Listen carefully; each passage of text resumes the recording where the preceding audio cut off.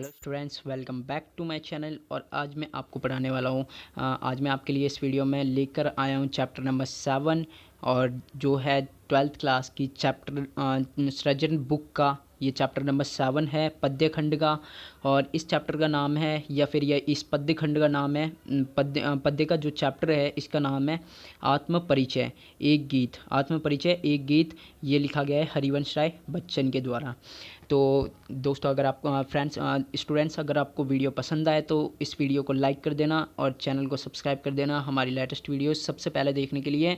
और मैं आगे भी वीडियोस डालने वाला हूं ताकि आपको पता चल जाए, और मतलब मैं लाइन टू लाइन एक्सप्लेनेशन करता हूं तो आपको पता चल जाए और आपको अच्छे से समझ में आ जाए। इसके लिए मैं वीडियो मतलब लाइन टू लाइन करता हूँ उसका एक्सप्लेनेशन।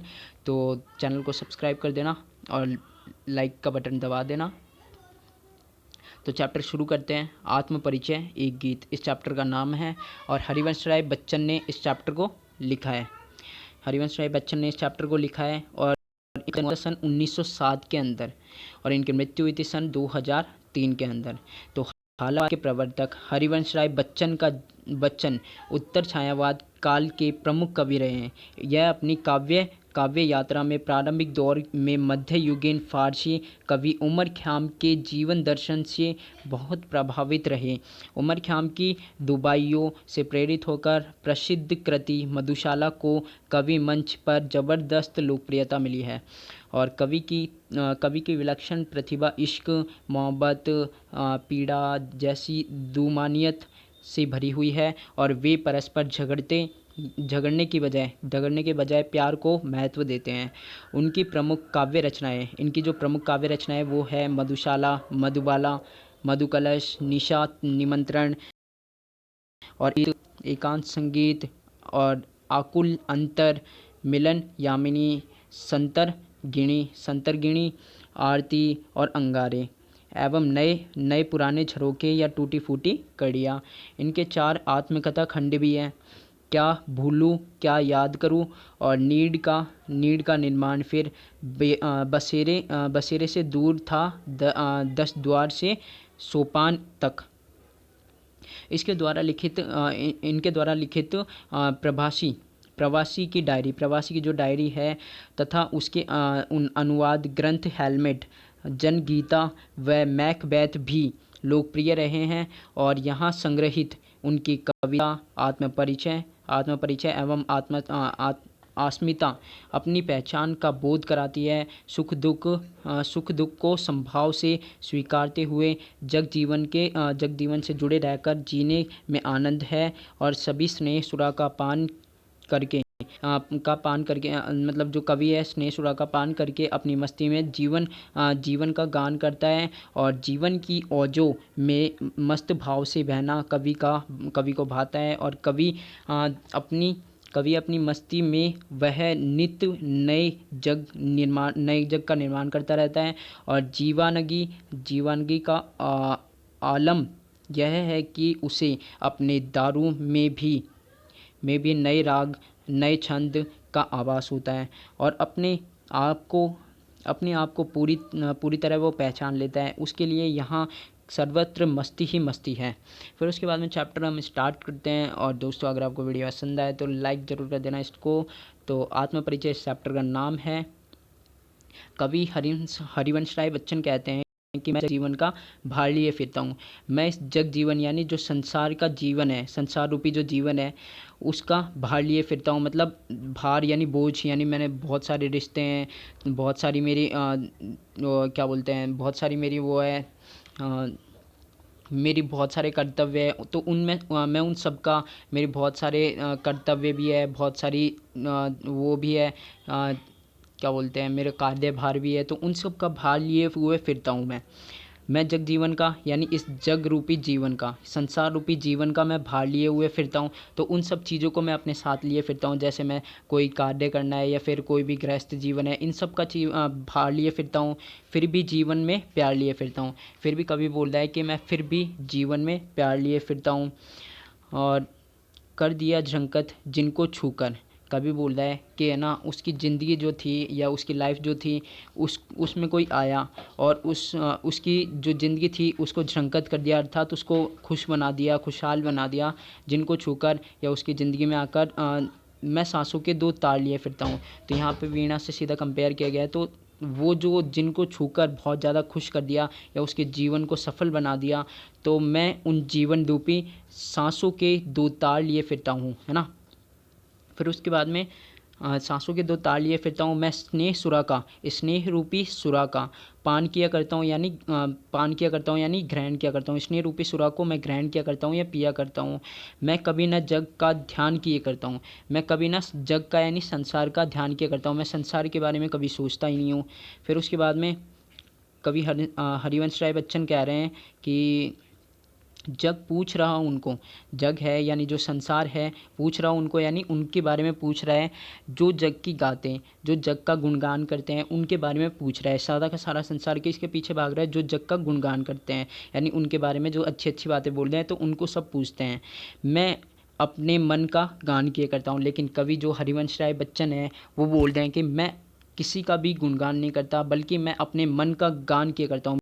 में मेरे जो आता है उस चीज़ को मैं गा देता हूँ। तो मैं अपने मन का यानी अपने मन का गान किया करता हूँ, यानी गान किया करता हूँ, मतलब गाना गाया करता हूँ। मेरे मन में जो आता है उस चीज़ को मैं गाने के रूप में गा दिया करता हूँ।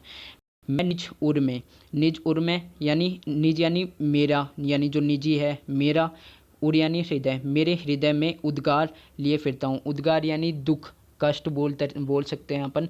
तो मैं अपने जीवन में कष्ट लिए फिरता हूँ, मैं निज उर के उपहार लिए फिरता हूँ। जो मेरा हृदय है उसके लिए, या फिर मैं अपने हृदय के अंदर उपहार लिए फिरता हूँ, यानी उपहार यानी सबके लिए जो खुशी है वो लिए फिरता हूँ। या फिर मैं अपनी कविताओं से सबके लिए उपहार लिए फिरता हूँ, सबको खुश करता हूँ। ये सब चीज़ें बता रखा है। फिर उसके बाद में है यह अपूर्ण संसार न मुझको भाता, ये जो अपूर्ण संसार है मतलब ये संसार है जो पूर्ण नहीं है, वह न मुझको भाता, वो कवि को भाता नहीं है। यह अपूर्ण संसार न मुझको भाता, मुझे नहीं भाता है, मैं स्वप्नों का संसार लिए फिरता हूँ। जो कवि हरिवंश राय बच्चन है वो कह रहे हैं कि मैं स्वप्नों का संसार लिए फिरता हूँ।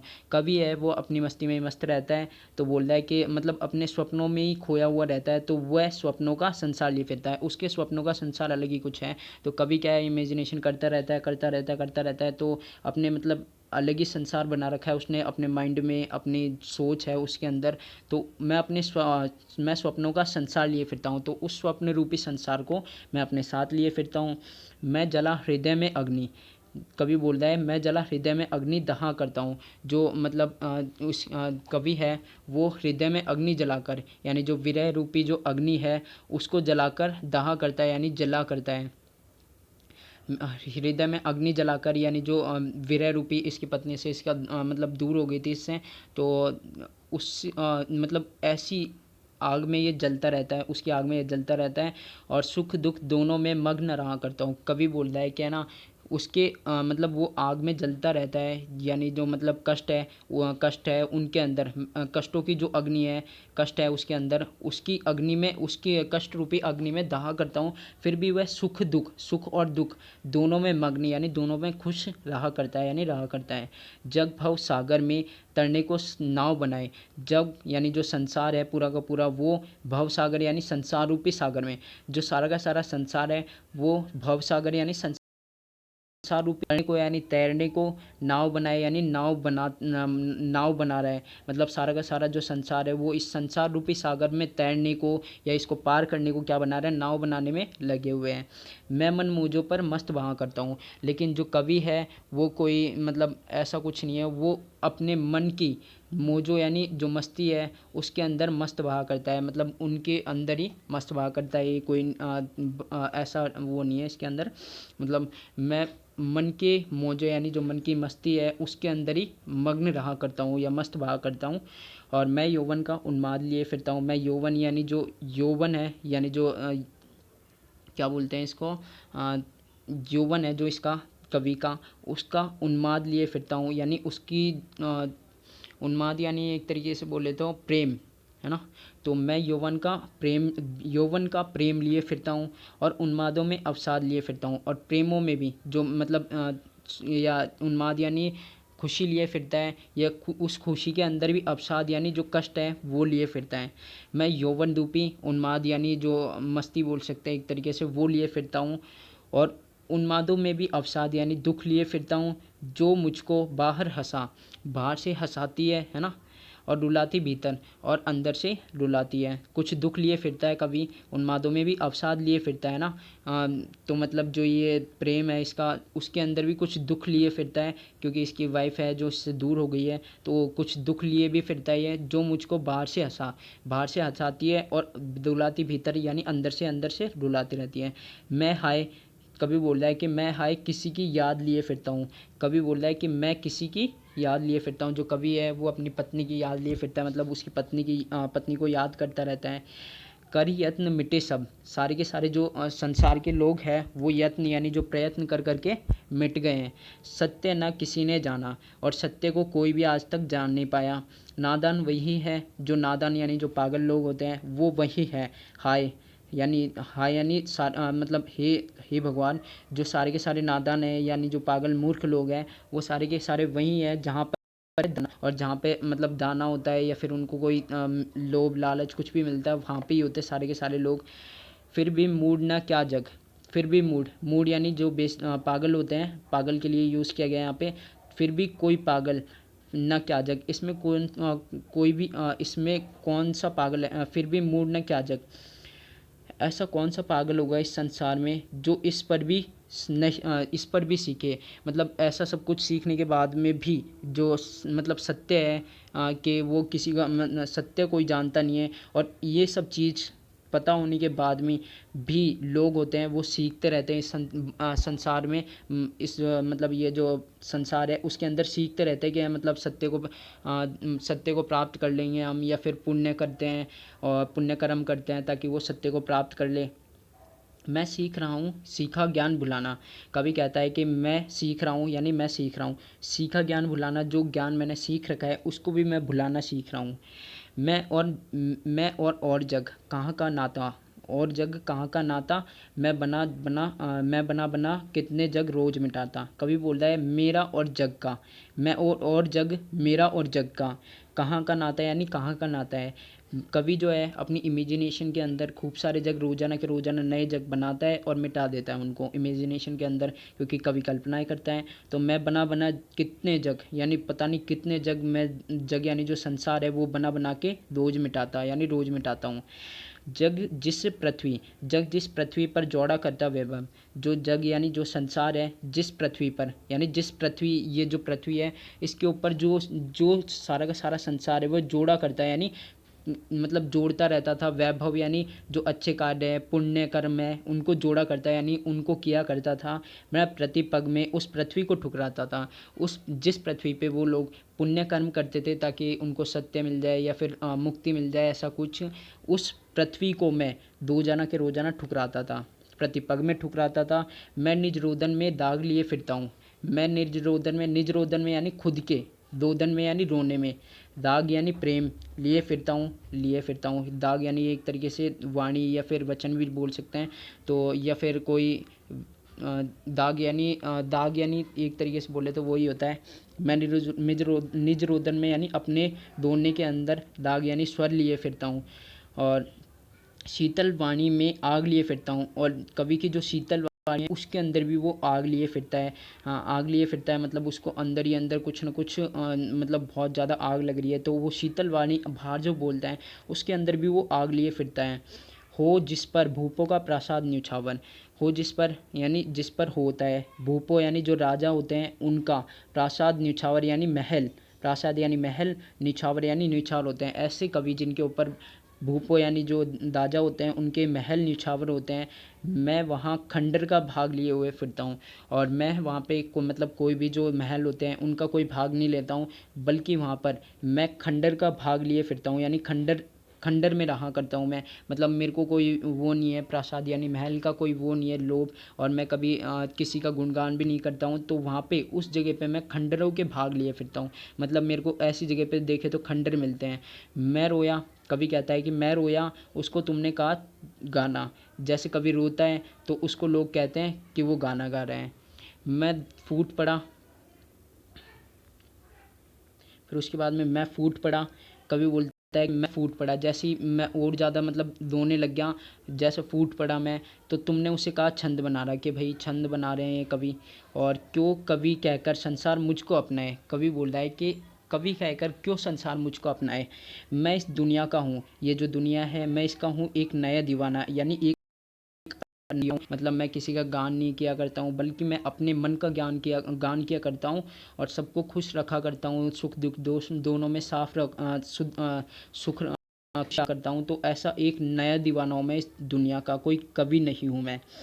और मैं दीवानों का वेश लिए फिरता हूँ। कभी बोलता है कि मैं दीवानों का, यानी जो दीवाने होते हैं उनका वेश, यानी जो वेशभूषा होती है, उनके वस्त्र होते हैं, वो लिए फिरता हूँ। दीवानी का एक भेष लिए फिरता हूँ। मैं मादकता निषेध लिए फिरता हूँ। मैं मादकता निषेध लिए फिरता हूँ।